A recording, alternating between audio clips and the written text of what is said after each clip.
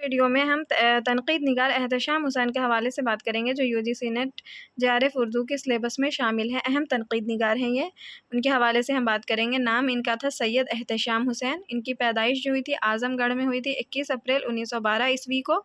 ان کی پیدائش اعظم گڑھ میں ہوئی تھی 21 اپریل 1912 کو۔ وفات ہوئی تھی الہ آباد میں 1972 میں۔ احتشام حسین کا بحیثیت لیکچرر تقرر لکھنؤ یونیورسٹی کے شعبہ اردو فارسی میں 1936 میں ہوا تھا۔ احتشام حسین بحیثیت لیکچرر لکھنؤ یونیورسٹی کے شعبہ اردو فارسی میں 1936 میں مقرر ہوئے تھے۔ الہ آباد کے شعبہ اردو میں پروفیسر کے عہدے پر 1961 میں فائز ہوئے تھے۔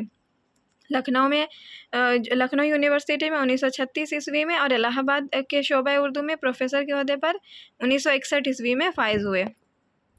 راک فیلر فاؤنڈیشن کی دعوت پر امریکہ کا سفر کیا تھا انہوں نے۔ احتشام حسین اپنے ادبی سفر کی ابتدا میں نیاز فتح پوری کے رومانی افسانوں سے متاثر تھے۔ احتشام حسین ترقی پسند تنقید کے نمائندہ نقاد ہیں اور آخر تک وہ اسی تحریک سے وابستہ رہے۔ احتشام حسین جو ہے وہ ترقی پسند تنقید کے اہم نمائندہ نقاد ہیں اور وہ آخر تک اسی تحریک سے جڑے رہے تھے، ترقی پسند تحریک سے۔ احتشام حسین کے تنقیدی نظریات جو ہیں وہ یہ ہیں کہ احتشام حسین کے نزدیک ایک نقاد کے لیے لازم ہے کہ اس میں سماجی شعور کے ساتھ جمالیاتی احساس بھی ہو۔ احتشام حسین کے نزدیک ایک نقاد کے لیے لازم ہے کہ اس میں سماجی شعور کے ساتھ جمالیاتی احساس بھی ہو۔ ایک خیال جو کسی مادی تجربے پر مبنی ہو، شدت احساس کے ساتھ، مخصوص فن طریقے اظہار کے ساتھ پیش کرنا شاعری کہلاتا ہے۔ احتشام حسین کا خیال ہے کہ ایک خیال جو کسی مادی تجربے پر مبنی ہو، شدت احساس کے ساتھ، مخصوص فن طریقے اظہار کے ساتھ پیش کرنا شاعری کہلاتا ہے۔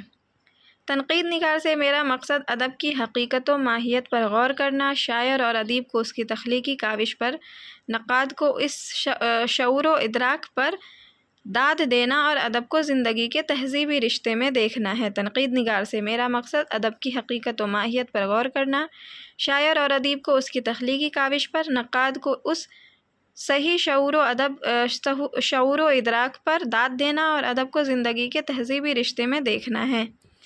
احتشام حسین کہتے ہیں، نقاد صرف حیت اور صورت کے حسین لباس سے آسودہ نہیں ہو سکتا، مواد اور مضمون کے صحت بخش عناصر کا تجزیہ بھی اس کے فرائض میں داخل ہے۔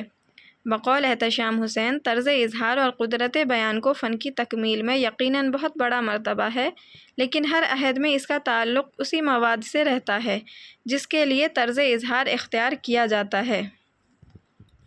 بقول احتشام حسین، تخلیقی عمل کے سماجی ہونے کی کسوٹی یہ ہے کہ اس سے سماج کو فائدہ پہنچے، محنت کش اپنی محنت کا پھل کھائے اور آزادی کی جدوجہد میں اسے مدد ملے۔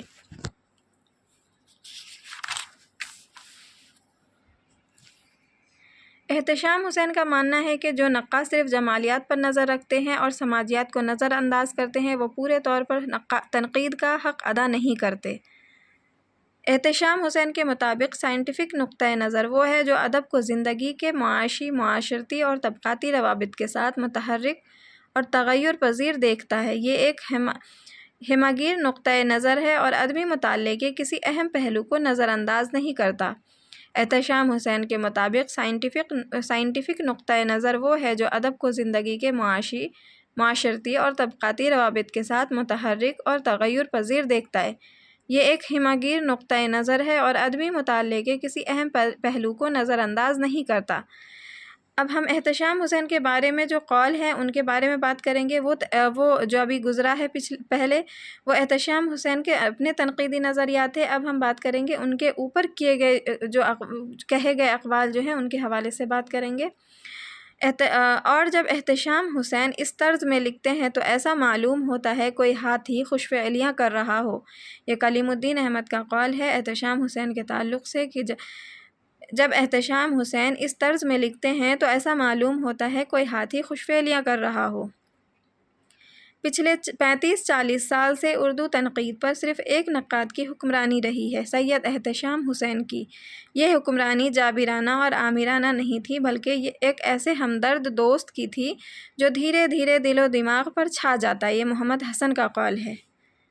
احتشام حسین کا مطالعہ بہت وسیع ہے۔ ادب کے جملہ سماجی علوم، خاص طور پر تاریخ، سیاست، اقتصادیات اور عمرانیات وغیرہ پر ان کی گہری نظر ہے۔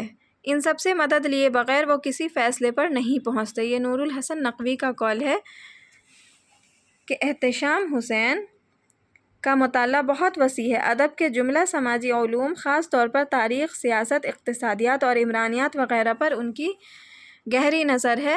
ان سب سے مدد لیے بغیر وہ کسی فیصلے پر نہیں پہنچتے۔ نور الحسن نقوی کا قول ہے۔ احتشام حسین کا طریقہ کار یہ ہے کہ وہ اعلیٰ، اوسط، شاعر اور متشاعر اور خطیب سب کے ساتھ ایک ہی قسم کا خلوص برتتے ہیں،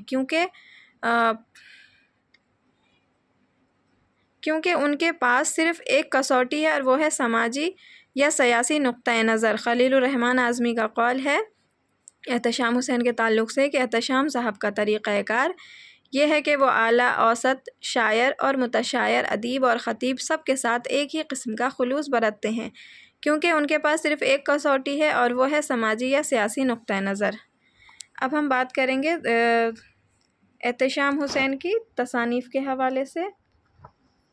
ان کی اہم تصانیف: تنقیدی جائزے، تنقیدی حاشیے، تنقید اور عملی تنقید، ذوق ادب اور شعور، ذوق ادب اور شعور، ادب اور سماج، روایت اور بغاوت، افکار و مسائل، اعتبار نظر، عکس اور آئینے، تنقیدی نظریات، اول اور دوم یعنی 2 جلدوں میں ہیں، اردو کی کہانی، اردو ساہتیہ کا اتہاس، اردو ادب کی تنقیدی تاریخ، ویرانے ان کے افسانوں کا پہلا اور آخری مجموعہ ہے، ساحل اور سمندر ان کا سفر نامہ ہے۔ ان کی جو تصانیف ہیں: تنقیدی جائزے، تنقیدی حاشیے، تنقید اور عملی تنقید، ذوق ادب اور شعور، ادب اور سماج، روایت اور بغاوت، افکار و مسائل، اعتبار نظر، عکس اور آئینے، تنقیدی نظریات، اردو کی کہانی، اردو ساہتیہ کا اتہاس، اردو ادب کی تنقیدی تاریخ، ویرانے ان کے افسانوں کا پہلا اور آخری مجموعہ ہے، ساحل اور سمندر ان کا سفر نامہ ہے۔